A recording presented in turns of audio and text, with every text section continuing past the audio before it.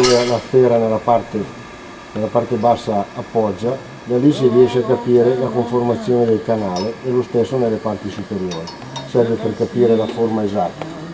E poi la sfera serve per i passaggi secondo la misura del condotto che si vuole ottenere, che si ha un parametro di misura preciso, perché col calibro sfera capisci esattamente il diametro iniziale fino all'uscita.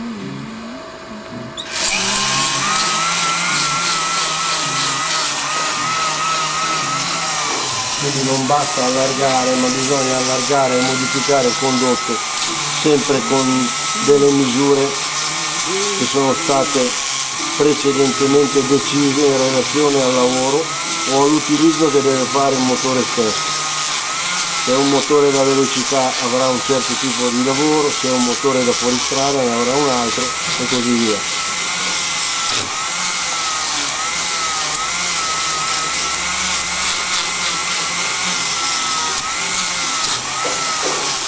Secondo il tipo di lavorazione che si decide di fare, in sintesi, cambia il modo di erogare la potenza e quindi cambia l'utilizzo del motore. In velocità servirà giri e potenza in alto, nel fuoristrada servirà coppia e un motore elettrico che si può definire tale, che ti aiuti ad avere potenza sempre fin dai bassi e così via. E quindi secondo il tipo di lavoro aiuti a far sì che il motore si comporti in questo o in quel modo.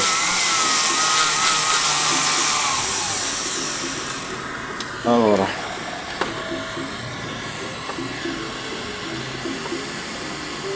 adesso passiamo a un'altra fase. Successivamente mettiamo una fresa diversa, molto più appunto, per andare a fare i particolari più piccoli, per gli aggiustaggi, altrimenti non si riuscirebbe ad accedere con l'altra.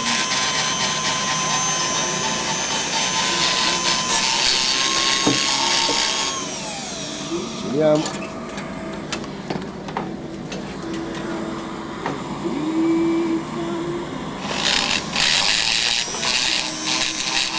Sono tutti piccoli particolari che in un motore da competizione, anche quelle piccole cose che sembrano insignificanti, fanno le differenze.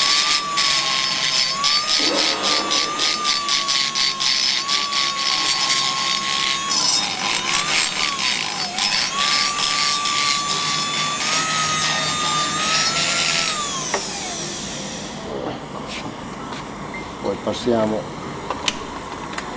a questo abrasivo più piccolo, che riesco a dare una forma a me congeniale, secondo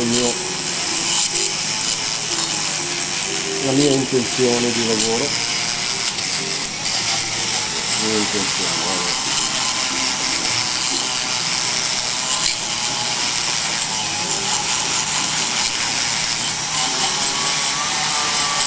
Di risultato.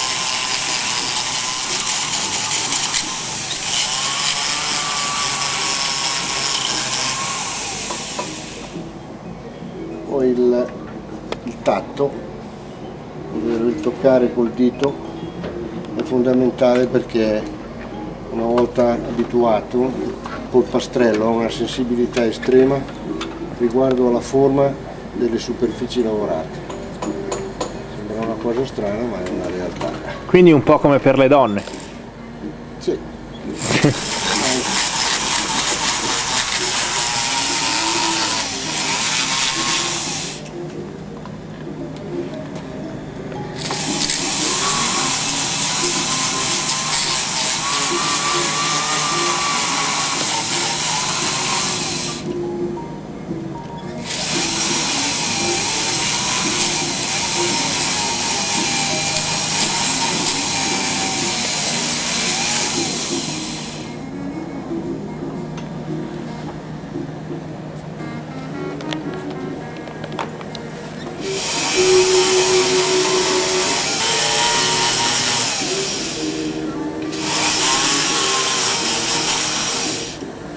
Ok, adesso passiamo a un'altra fase.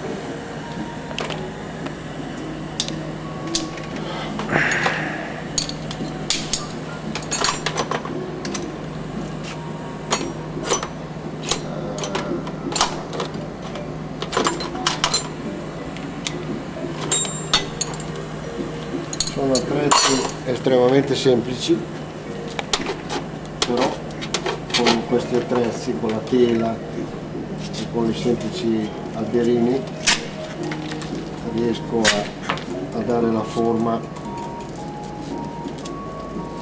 come in un modo più agevole.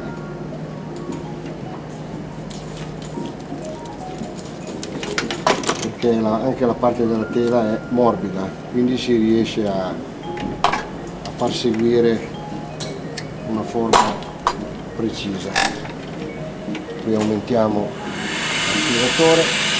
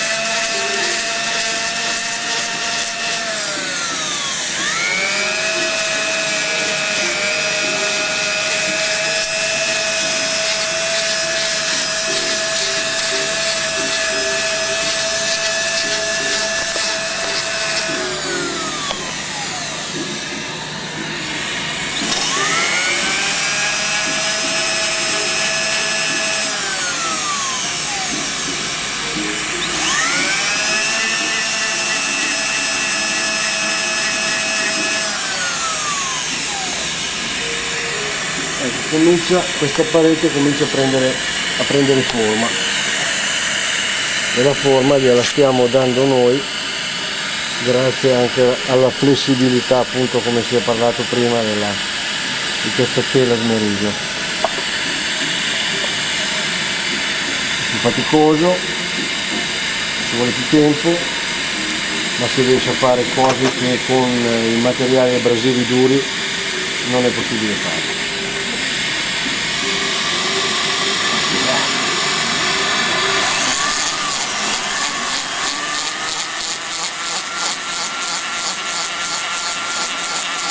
Per cominciare a entrare nei particolari più piccoli, più nascosti, per portare la finitura si usa un altro manipolo con degli attrezzi molto più sottili, in modo che si possa sistemare bene tutte le gole strette.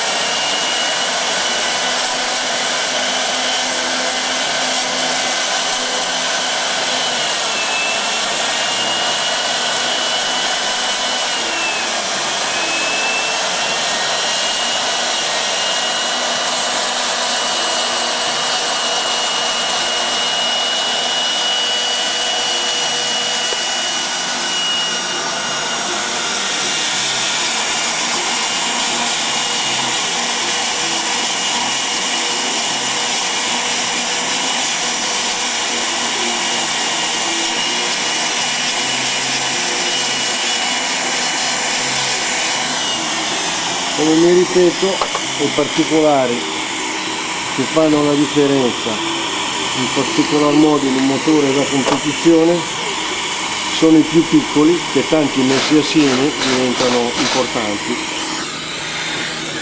Curare il particolare fa la differenza.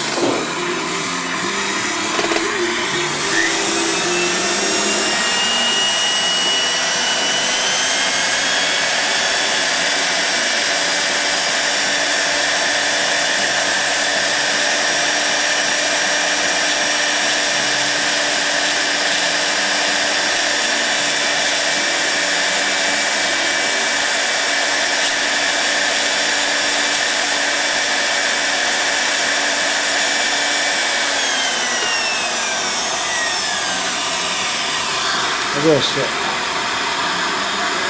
passiamo a una tela abrasiva di grana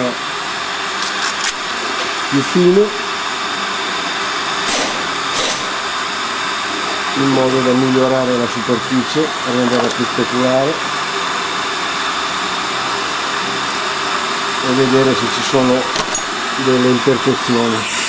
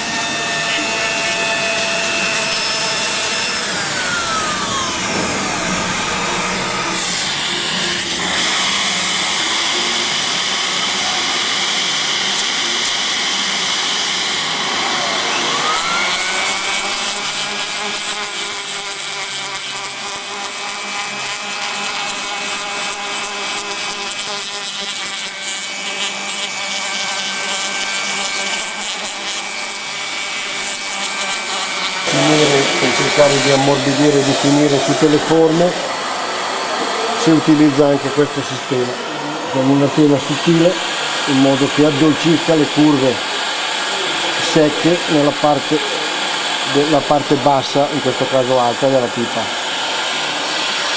Poi passiamo alla pallinatura con le palline di vetro, in modo da rinormalizzare ancora di più tutta la superficie, per poi passare alle fasi di lucidatura. Ecco, adesso passiamo alla fase di pallinatura, in modo da rendere ancora più perfette le superfici.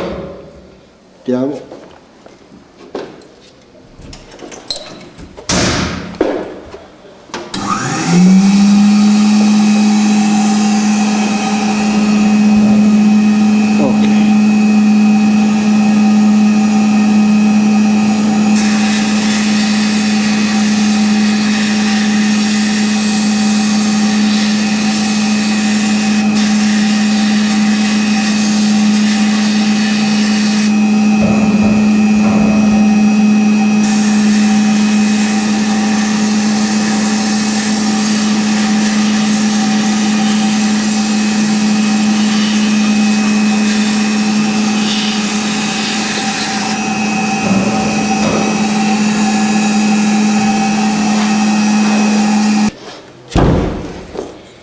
Ok, adesso è pallinata. Può vedere l'effetto della pallinatura, che ha tolto il lucido ma ha normalizzato le superfici. Potete vederlo anche in questo modo, se lo si vede bene. si vedono le differenze. Adesso passiamo alla fase di preparazione per la lucidatura, che sarà l'ultima fase, o la penultima, diciamo, l'ultima della lavorazione. Poi ci sarà la ripresa delle sedi e altre cose una volta ultimata anche la camera di scoppio. Adesso passiamo alla preparazione di base per la lucidatura, riprendiamo con una tela fine, poi passeremo a una sottinatura.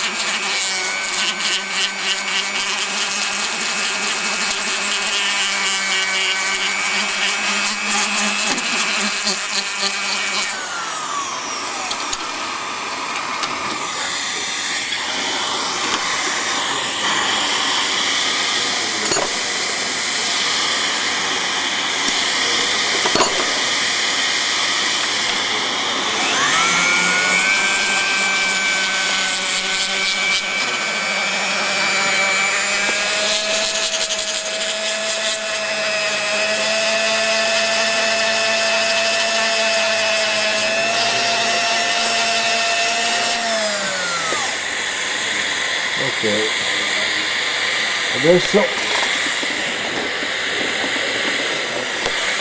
passiamo a una satinatura.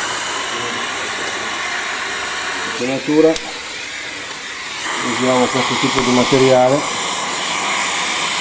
che anche lui di varie gradazioni, questa è media, è un 180 circa. Avendo già preparato bene le superfici, come grana va benissimo questa.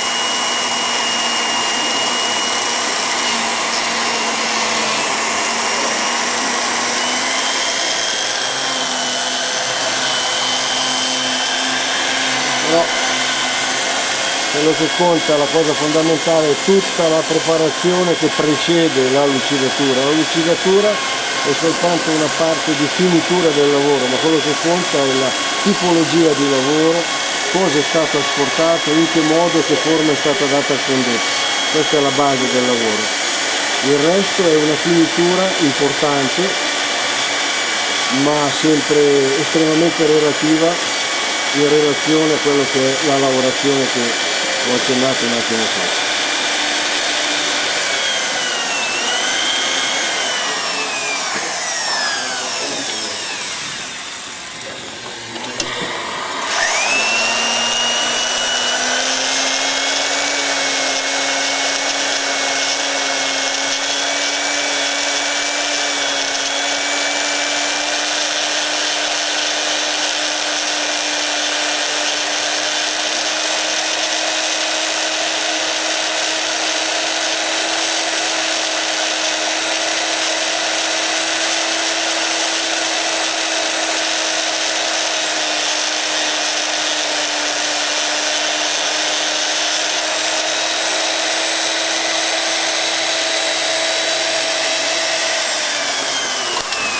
Adesso che abbiamo preparato in modo opportuno la superficie, passiamo alla lucidatura, che non è, io utilizzo e preferisco un panno particolare, quindi delle paste per la lucidatura abbastanza normali, e quando la superficie è bella preparata la lucidatura è facile da fare. L'importante è la preparazione della superficie, è fondamentale.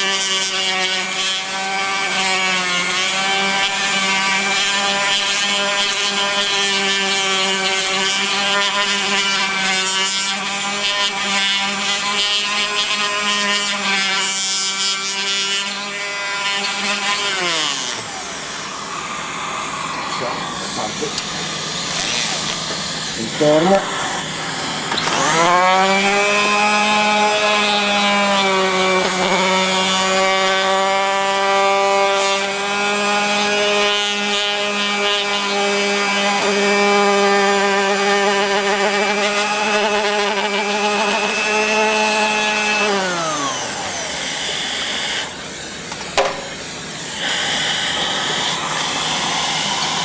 ed è così tutto. Aspetta che adesso vi faccio la foto.